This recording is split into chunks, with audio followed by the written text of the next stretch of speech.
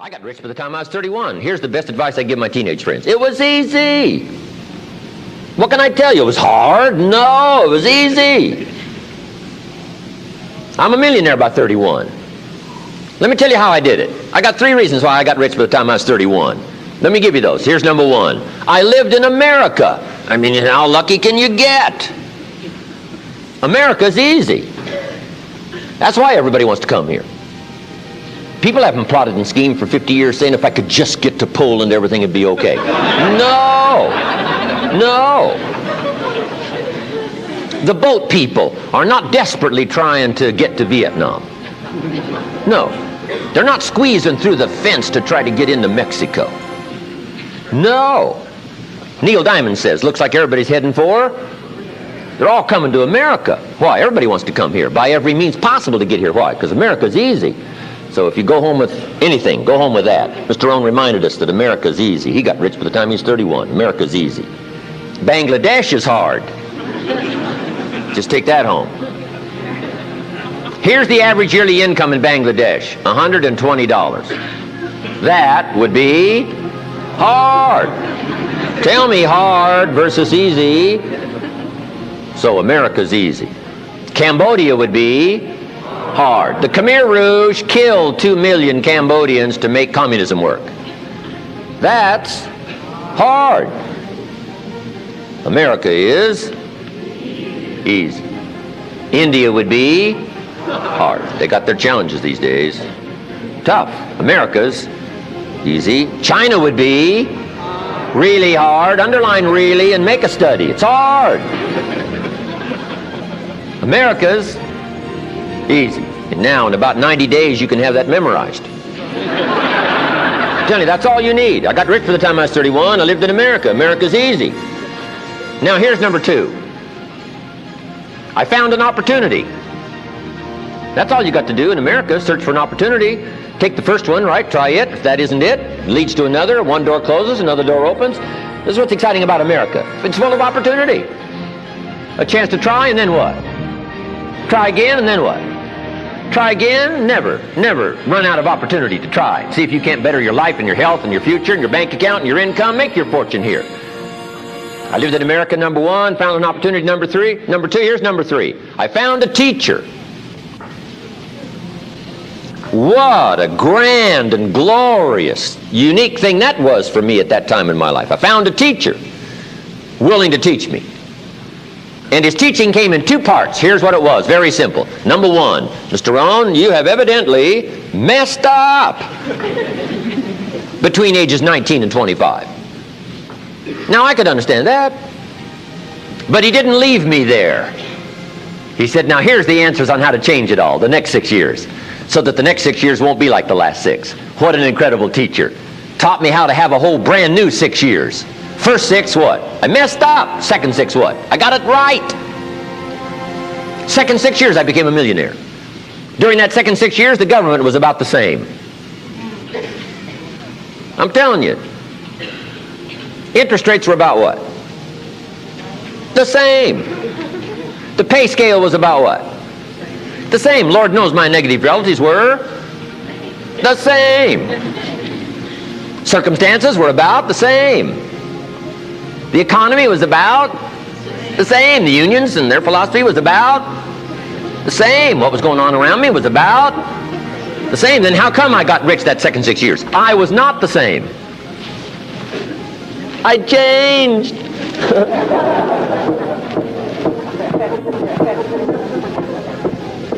You say, well, Mr. Rohn, if you can do that, can anybody do it? Yes, I invite you on that journey. Anytime you want to. You can stay the same so that the next 6 years will be like the last 6. Take a look at the last 6 years. And I'm telling you, the next 6 years of your life is going to be like the last 6. Unless you want to count on this short list that we call not much list. Most everybody's counting on this not much list. What if all of your negative relatives turn positive? What would that do for your future and your fortune? What? Not much. Not much. What if prices came down a little? What will that do for your future? I'm telling you, not much. If the economy gets a little better, what will that do? Not much. Now that the Democrats are in power, what's that going to do for your future? Not much. We could get a good debate going here. If the Republicans would have stayed in power, what would that have done? Not much. Hey, we could get a good debate going here. I'm telling you, it's a not much list.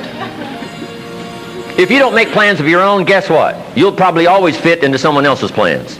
Guess what someone else may have planned for you?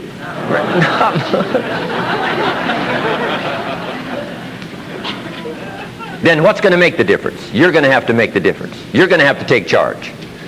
Now, Mr. Schoaf, my teacher, gave me a promise, and I want to give you that promise now. Here was the promise I got, and I bring it to you. Here's what my teacher said. If you will change, Mr. Rohn, he said, if you will change, everything will change for you. You don't have to change the government. You don't have to change prices. You don't have to change taxes. Forget all that. He said, if you will change, everything will change for you. And the first thing you start changing is what? Your philosophy. You start changing your mind. You start changing how you think. You start picking up new ideas and information. Gather new knowledge. Make better decisions about what's valuable. And I'm telling you, if you'll do that, your whole life will change. Your health will change.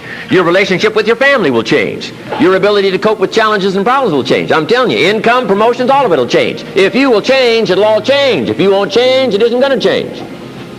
You can keep your fingers crossed if you want to and hope they'll straighten it out.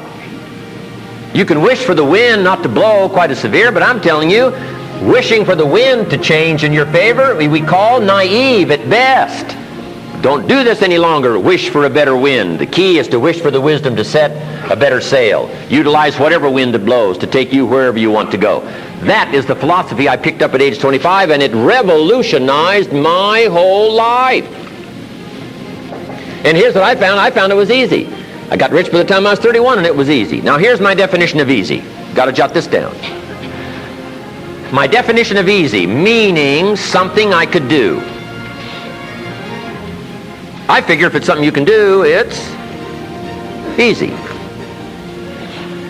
Now here's a parenthesis. Parenthesis, I worked hard at it. I found something I could do which was easy, but I worked hard at it. I got up early and stayed up late, worked hard that 6 years. But what I did was easy, meaning it was something I could do. You say, well, Mr. Rohn, if it was so easy, how come everybody else around you during that 6 years, how come they didn't get rich? Here's why. It's easy not to. How else would you describe it? That's it. You say, no. For all of the rest of them, it was hard for them and it was easy for you. That's not true. You couldn't debate me on that in front of this intelligent audience. But here's the challenge. Let me give it to you in a philosophical phrase. I tend to be a little philosophical. Here it is. The things that are easy to do are also easy not to do. That's the difference between success and failure.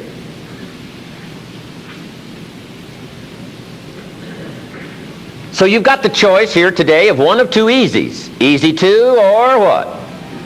Easy not to. I can give you in one sentence how I got rich by the time I was 31. Here it is in one sentence. I did not neglect to do the easy things I could do every day for 6 years.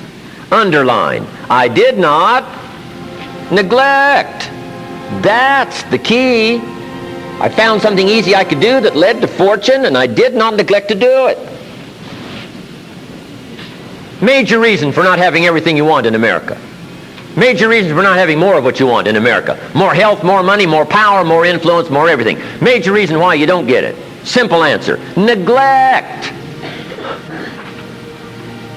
Neglect. And here's the problem with neglect. It starts as an infection. And if you don't take care of it, it becomes a disease. And here's what else is the problem. One neglect leads to another. Neglect to do wise things with your money, you'll probably neglect to do wise things with your time. Neglect to do wise things with your time, you'll probably neglect to do wise things with your business. One leads to another, leads to another. Pretty soon, neglect has you by the throat, emptying your purse, emptying your heart, emptying all of your chances for equities and power and all the good things. Neglect. What if you should be walking around the block every day for your good health and you don't?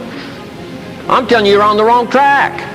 You should do it, you could do it, you don't do it. That's called formula for disaster. All you've got to do is let that and a few other things accumulate for 6 years, and now you're driving what you don't want to drive, wearing what you don't want to wear, living where you don't want to live, doing what you don't want to do, maybe having become what you really didn't want to become.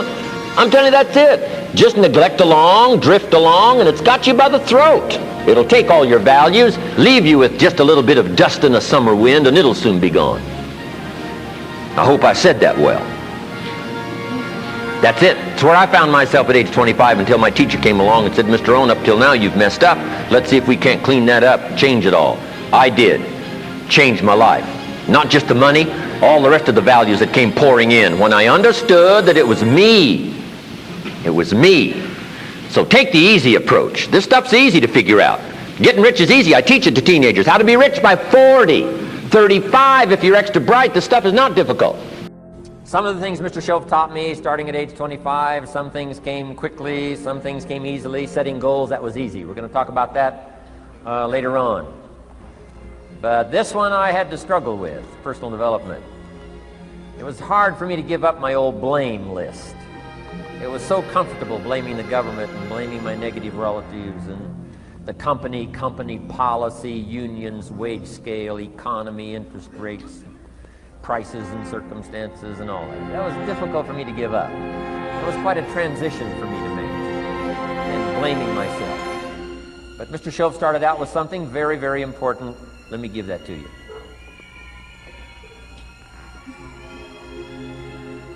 He said, it's not what happens that determines the major part of your future. It's not what happens. What happens to us all.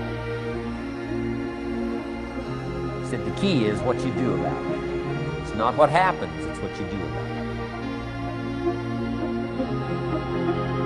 And he said if you will start that process of change, do something different the next 90 days than you did the last 90 days, like picking up the books to read. Do something different like the new health disciplines, relationship with your family, whatever it is, doesn't matter how small it is. If you'll start doing different things with the same circumstances, since we cannot change the circumstances, but we can change ourselves. We can change what we do. And then he gave me another secret to success when he said, what you have at the moment, Mr. Rohn, you've attracted by the person you've become.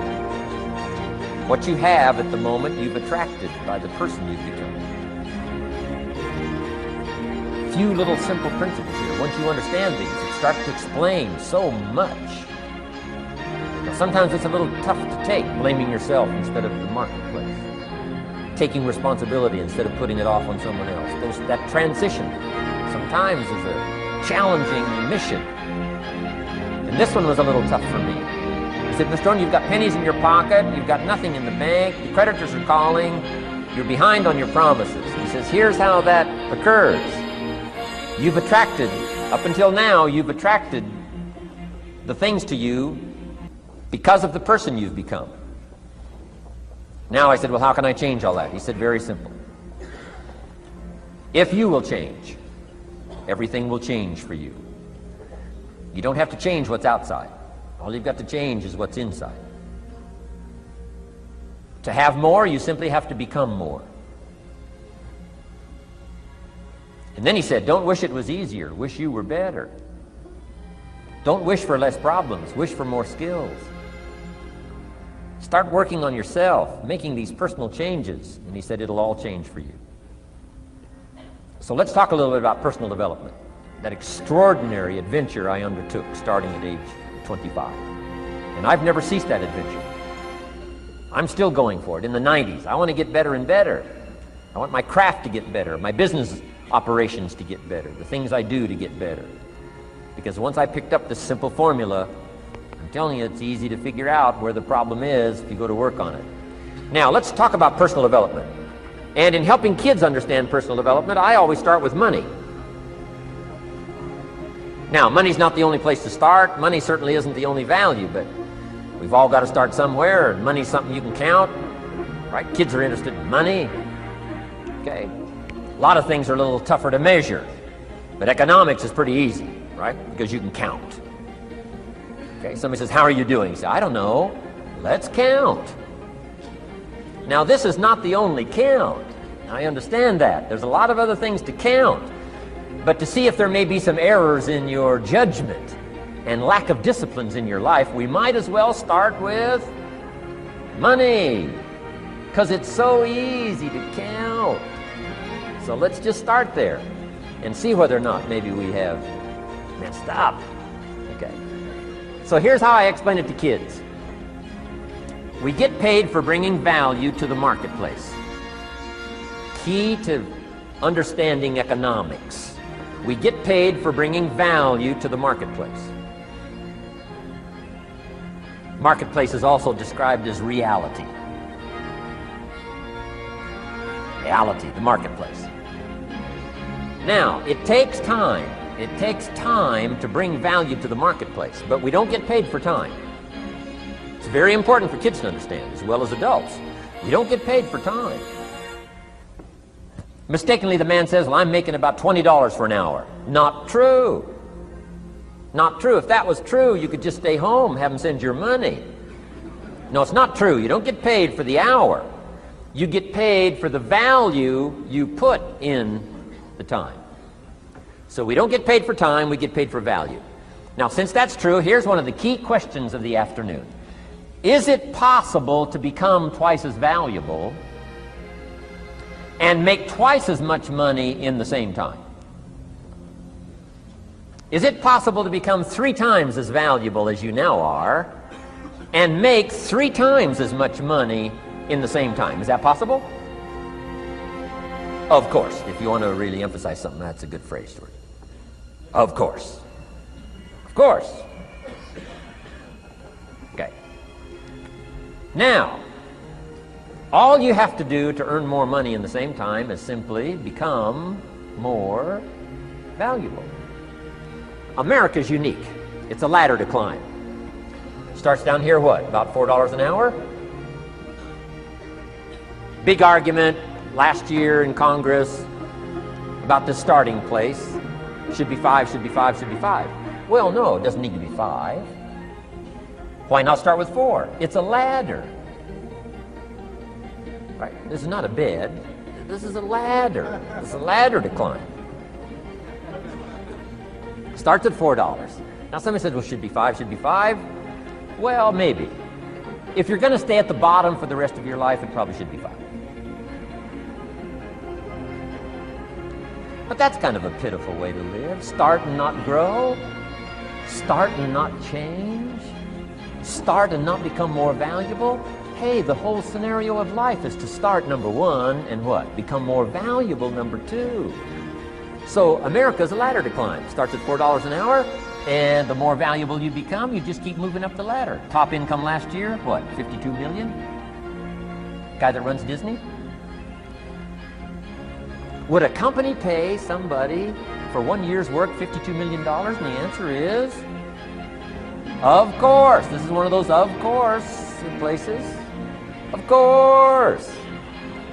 If you help a company make $1 billion, would they pay you $52 million? The answer is, of course. It's chicken feed. I mean, it's not much money. Now, why that much money? Because he has become so valuable. Now, why would we pay somebody only $4 an hour? They're not very valuable to the marketplace. Now, we got to make that distinction, to the marketplace. Might be a valuable brother, a valuable member of the community, valuable member of the church, valuable member in the sight of God, to the human family, of course, those kind of values. But to the marketplace, which is called what? Reality.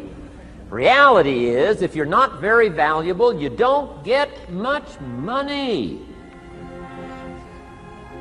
Those are called the facts.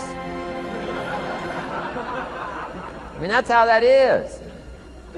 Well, then how do you get more money? Simple answer. Somebody says, well, I'll go on strike for more. Well, here's a major problem with that. Here's a major problem with that. You can't get rich by demand.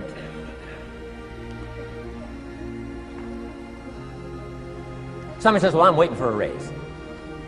I'm telling you, it's easier to climb than to wait for a raise. Why not just become more valuable rather than wait? I'm telling you, that's the key to all good things.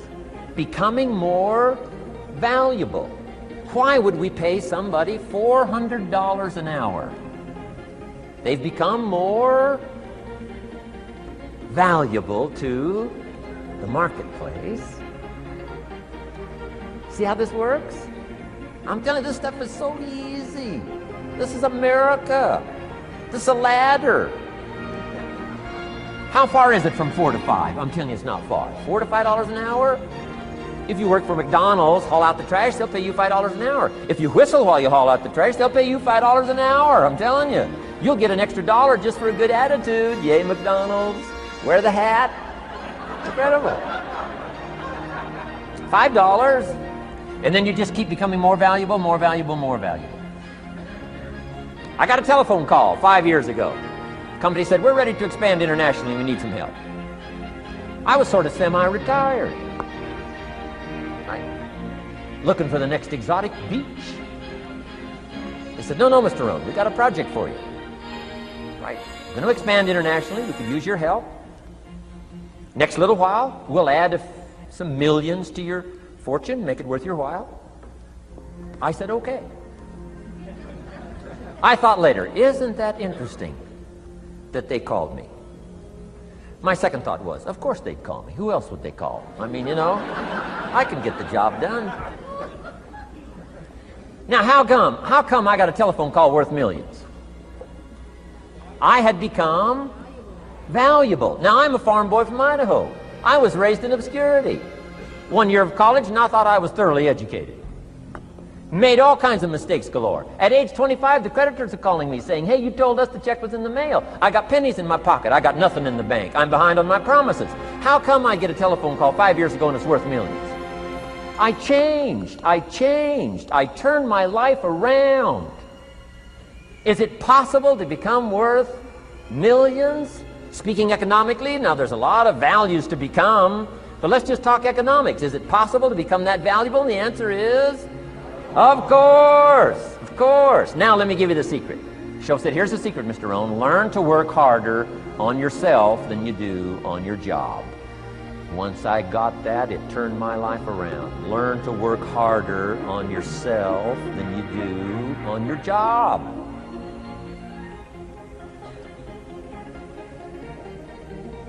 He said, if you work hard on your job, you'll make a living. If you work hard on yourself, you can make a fortune. If you would have known me at age 25, you would have said, Jim Rohn's a hard worker. If you'd have known me, you'd have said that. I'm the guy, I don't mind coming a little bit early, staying a little bit late, I don't mind that. You'd have said, well, Jim Rohn's a hard worker. You say, well, how come he's got pennies in his pocket and nothing in the bank and behind on his promises? Well, I was a hard worker, but I was working hard on my job, not on myself. I'm telling you, if you'll learn that simple little principle and start the process today, latest tomorrow, give you tonight to think it over. And start this whole process of personal development, work on yourself, make yourself more valuable to the marketplace. I'm telling you, you can so dynamically change your income, and economics is the least of the values that you can start earning in terms of equity if you'll start working harder on yourself than you do on your job. Work hard on yourself and develop the skills. Work hard on yourself and develop the graces. All of the stuff necessary to become more valuable to the marketplace. I'm telling you, your whole life can explode into change. Promotions, no problem. Becoming more valuable to the company, I'm telling you, no problem. Money, no problem. Economics, no problem. Future, no problem. If you just go to work on the right thing. Not get things out there to change. Don't try to change the seed. Don't change the soil. Don't change the sunshine. Don't change the rain. Don't change the mix of seasons. Let the miracle of everything that's available work for you. And start working on the inside. Work on your philosophy. Work on your attitude. Work on your personality. Work on your language. Work on the gift of communication. Work on all of your abilities. And if you'll start making those personal changes, I'm telling you, everything will change for you. Whatever it takes to get you to try harder, read more, set your goals, and go for it. Here's the next attitude disease. Overcaution. Some people never will have much. They're too cautious. Now, you can also be too reckless, but you can also be too cautious. This is called the timid approach to life. And my caution was always the risk. Risk used to drive me right up the wall. I used to say, what if this happens? It's called the language of the poor. What if this happens? And on top of that, if this was to happen, look at the fix I'd be in. I better not try. I could always ace myself out. Then I'll tell you what changed my whole life when I finally discovered it's all risky. The minute you were born, it got risky. If you think trying is risky, wait till they hand you the bill for not trying. If you think investing is risky, wait till you get the tab for not investing. See, it's all risky. Getting married is risky. Having children is risky. Going into business is risky. Investing your money is risky. It's all risky. I'll tell you how risky life is. You're not going to get out alive. That's risky. The Englishman says, well, if that's the way it's going to work out, let's give it a go. Right, that's what it's for. Give it a go. Somebody says, yeah, but I'm looking for safety and security. Fine, then huddle in a corner. We'll cover you with a sheet, bring you 3 meals a day. And we'll protect you, feed you, look after you, care for you. We won't let anything happen to you, and you'll probably live to be 100. The guy said, well, yeah, I'd live to be 100. But what a way to live. Right. What a way to live, safe and secure. Don't ask for security. Ask for adventure. Better to live 30 years full of adventure than 100 years safe in the corner. And see, it's not important how long you live. What's important is how you live. Here's the next attitude disease. We're almost through with this motley list. In fact, we're almost through. Hang on. The next one is pessimism. Pessimism, the deadly disease of always looking on the bad side, the problem side, the difficult side, checking all the reasons why it can't be done. The poor pessimist leads an ugly life. He doesn't try to figure out what's right. He tries to figure out what's wrong. He doesn't look for virtue. He looks for faults. And when he finds them, he's delighted. How ugly. This is the poor guy who looks through the window, doesn't see the sunset. He sees the specks on the window.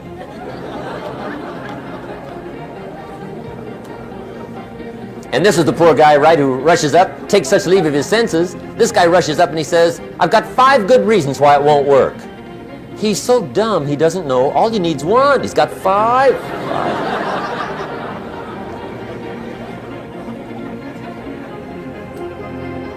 To the pessimist, the glass is always half empty. To the optimist, the glass is half full. Why would the same measure affect people 2 different ways? Answer, it all depends on how you look at it. Our lives are mostly affected by the way we think things are, not the way they are. The way we think they are affects us most. There's a subject we don't have time to get into tonight called better thinking habits. One of the major things Shove taught me when I met him, he said, poor thinking habits keeps most people poor. Not poor working habits. Most people work hard, but they don't think hard. And Shove taught me that the mind is like a factory, a mental factory. And whatever you think about all day long pours ingredients into this mental factory. And that's what builds the economic, social, financial fabric of your life. He quoted me a Bible phrase that says, as you think, so you become. How awesome. When he talked about poor thinking habits, he had me. I used to start the day reading the morning newspaper. I mean, you can believe that or not. I'd get a cup of coffee and read the paper. I'd load up on wars and riots and murders and stabbings and killings and bank robberies and muggings and car wrecks and tragedies. I'd even read the back pages. I seem to like that stuff for some weird reason. I'd load up on all that, and then I'd start the day. You can imagine the kind of days I used to have. You walk around on your financial knees. They call you economic peewee.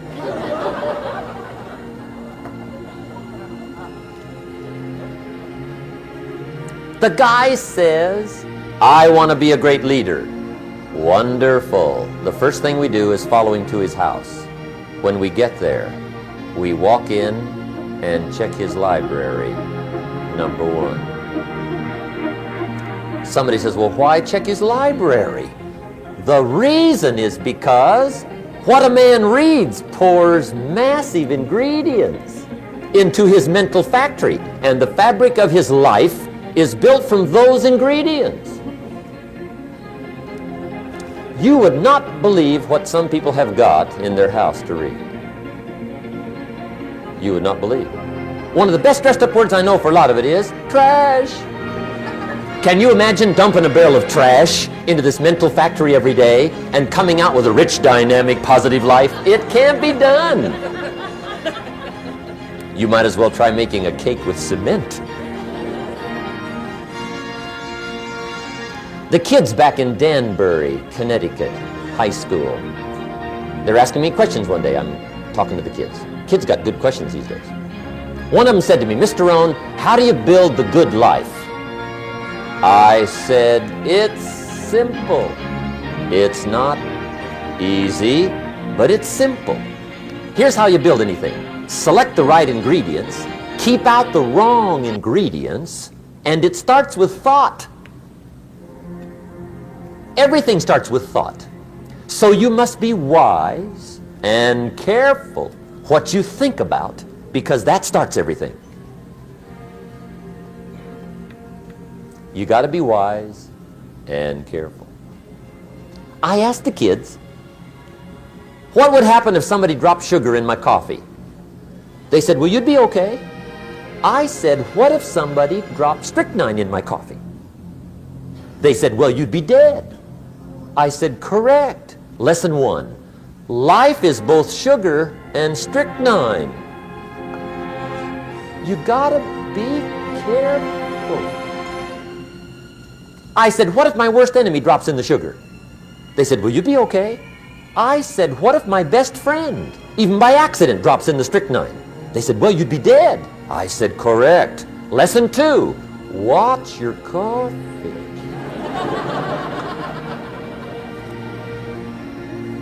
You got to be careful. See, it doesn't matter who hands you the bad stuff. It doesn't matter where you get the bad stuff. It'll still do its damage on your bank account, wherever you get it. Mr. Schoaf gave me one of the greatest phrases when I first met him when he said, Jim, every day stand guard at the door of your mind. How important. Stand guard at the door of your mind. And you decide what goes into your mental factory. Don't let anybody just dump anything they want to in your mental factory, because you've got to live with the results. Okay, here's the last disease, and we're through with this list. In fact, we're almost through. Hang on. The last subject is very brief. The last disease, but this one is deadly. Engage in this one, indulge in it even slightly, and you might as well forget the future, because it's going to forget you. Complaining, crying, whining, griping. A Bible word called murmuring. See, that'll ace your future. Spend 5 minutes complaining, and you have wasted 5. And you may have begun what's known as economic cancer of the bone. Surely they will soon haul you off into a financial desert and there let you choke on the dust of your own regret. I hope I said that well, so you won't forget. It's a deadly disease. If you don't think it's bad, ask the children of Israel of Old Testament fame. Typical of us all, their story just happened to get in the book. Story says, children of Israel were slaves. God performed a series of dazzling miracles and got them out. And now they're heading for the promised land. Remember the story? Heading for the promised land. Tragedy of the story, they never got there. Reason. From day one, they started to complain.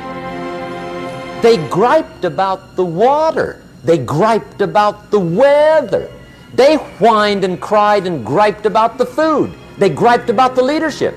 They whined and cried because it was too far, too cold, too hot, too difficult, too miserable. I mean, they whined and cried for years.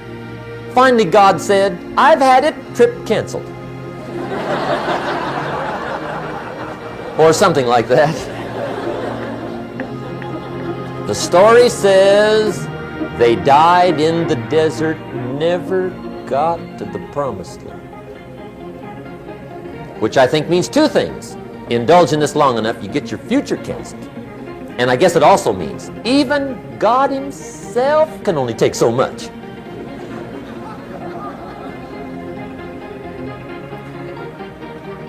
Okay.